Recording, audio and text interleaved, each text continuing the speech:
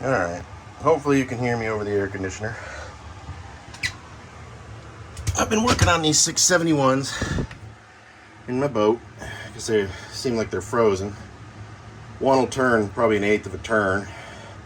Long story short, I went to a boat yard, talked to a guy, and he's like, dude, check the blower. Those things, when they freeze up, these things will not move no matter what.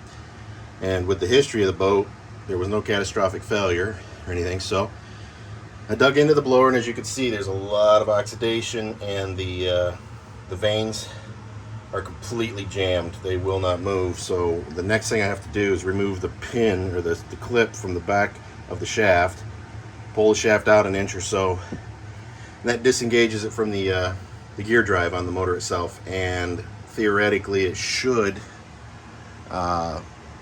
release the motor so I can spin it with the pry bar.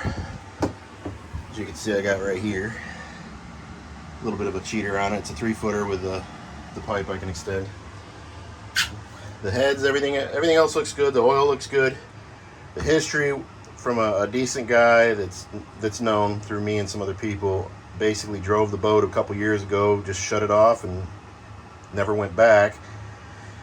And when I got it, the motors were basically jammed up, like frozen, like seized. But this one turns. I can get about an eighth, maybe a little more out of it. I can see the valve train going up and down. I can see the pistons going up and down. I've checked all the valves. None of them are stuck. And that's why, like I said, I went to the boat yard, talked to them. That one's in the same condition. Oil's good, top end's good. Everything's just, it just doesn't make any sense why they weren't moving. So now, as you can see, it's pretty severe. And from what I understand, that's just salt sea air coming in, creeping in, and just locking those things up because they set for 2 or 3 years down here in Florida, Fort Lauderdale. So it's hot as hell here, so I got my little air conditioner going. As you guys can see, I put up my lights. I just haven't done anything with the wiring yet, but it made a huge, that was the only light that was in here, the little yellow one.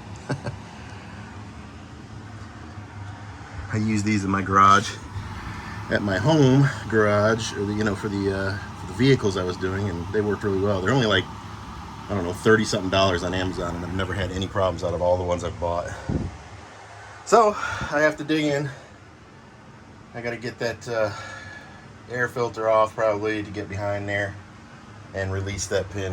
I'm sorry, the clip. It's like a C-clip, and I should be able to turn the motor. So I'll make a video when I do that.